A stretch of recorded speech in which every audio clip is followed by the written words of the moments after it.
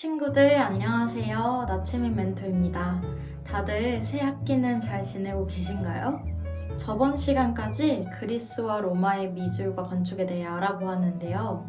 오늘은 기독교가 생긴 이후의 변화와 예술의 발전에 대해 알아볼 겁니다. 로마가 그리스의 양식을 계승하여 변화하고 발전시켰다는 거 기억나시죠? 초기 기독교는 로마의 건축 양식을 계승했고 콘크리트와 같은 재료나 구조의 변화보다는 기독교의 미사를 위한 집회, 성인들의 무덤, 매장을 위해 기능적으로 발달해 왔어요. 하지만 기독교를 믿는 사람이 많아지는 속도만큼 재정이 좋아지진 않았는데요. 돈이 없으니 새로운 건물을 짓기가 힘들었겠죠. 그래서 로마 시대의 공공장소였던 바실리카를 교회 건물로 사용해서 바실리카식 교회 양식이 생겼습니다. 그럼 지금부터는 기능적인 부분에 대한 내용을 조금 구체적으로 알아보도록 할게요. 초대교회는 탄압기, 승리기, 전파기로 불리는 크게 세 가지 시기가 있었는데요. 우선 탄압을 받던 이유부터 알려드리겠습니다. 사실 로마는 다신교라서 타 종교를 배척하기보다는 관용적으로 대했습니다. 그러나 기독교는 유일신 사상을 가지고 있어서 다른 종교를 배척하고 분쟁을 일으키기 시작한 거죠. 원래는 평화롭던 로마 사회가 기독교인들에 의해 충돌이 자주 일어나게 되니 로마 제국에서는 타 민족들에 대한 안정적인 지배를 하기 위해 기독교를 탄압하기 시작했습니다. 이외에도 기독교인들은 로마 시민으로서 갖는 병역 의무를 거부하기도 하고 유대교와 기독교는 다르다는 이유로 유대인들에게 걷는 유대세를 내지 않았어요. 그러나 탄압당한 가장 큰 이유는 로마 황제에 대한 숭배를 거부했기 때문입니다. 그래서 이 시기는 기독교 집회를 비밀스럽게 할 수밖에 없었는데 이에 따라 일반 주택을 교회로 개조했어요. 가장 대표적인 건축물로는 두라 에우로푸스의 가정교회인데 중정을 교회 앞마당으로 중심방을 예배실로 그 위는 세례실과 학업실을 두었습니다. 세례실에는 벽감과 벽화를 추가하여 예수를 위해 기도했다고 해요. 그리고 앞서 말씀드렸던 성인들의 무덤 기능을 하는 카타콤이라는 것이 생겼는데 카타콤은 묘실과 그 중앙 통로를 합친 것입니다. 이 묘실에는 순교자, 재력가, 성인과 같이 종교적으로 중요한 인물을 위한 시설로 사각형을 기본으로 한 육각형, 팔각형, 비정형 형태 등 다양한 형태가 존재해요.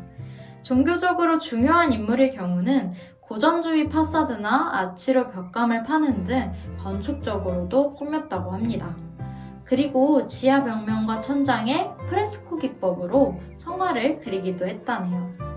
프레스코 기법은 13에서 14세기 이후 재발견되어 미켈란젤로와 같은 사람들이 사용한 방법이기도 한데요. 그때의 벽화를 잠시 함께 봐볼까요? 프레스코는 벽면에 회칠을 하고 젖은 벽면에다 물감을 바르는 형식인데 그림이 바닥면에 붙어있는 형태로 완성된다고 합니다. 아무튼 카타콤은 원래 지하 분묘의 용도로 사용되었지만 기독교 박해 시대에는 비밀 집회장으로 이용되기도 했어요. 이건 나중에 르네상스 시대에 대해 알아볼 때 더 자세히 살펴봅시다. 이렇게 박해받던 기독교는 4세기경 로마 제국의 국교로 성장하게 됐는데 이에는 로마 황제 콘스탄티누스의 역할이 결정적이었습니다. 콘스탄티누스 황제가 제국 통일전쟁 중에 하나님의 계시를 받아 승리하여 밀라노 칙령을 통해 기독교를 공인했죠. 역사적으로는 이 밀라노 칙령을 극적인 것으로 해석하지는 않고 황제로서 자신의 제국과 권력을 지키기 위해 기독교를 공인했던 것이라고 해석합니다. 이때부터가 바실리카식 교회가 생기기 시작한 기독교 건축의 완성기로 이후에는 바실리카식 교회가 전파됐습니다.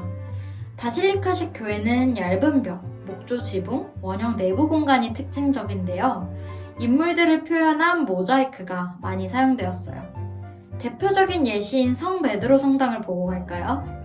이 성 베드로 성당은 16세기에 파괴되어 실존하진 않지만 초대교황인 성 베드로의 무덤 위에 큰 규모로 세워졌었다고 합니다. 마지막으로 세례당에 대해 알아볼게요. 세례당은 기독교 세례의식에 사용되는 건축물로 로마의 원형 신전이나 분묘에서 발전된 건축 방식을 가지고 있습니다. 원래는 중종에 부속된 건물로 건축되었지만 그 이후로는 독립적으로 큰 규모로 세웠다고 해요. 가장 대표적인 건축물로는 산 조반니 세례당이 있는데 이 내부에 있는 클리어스토리로 채광도 된다고 하니 신기하죠?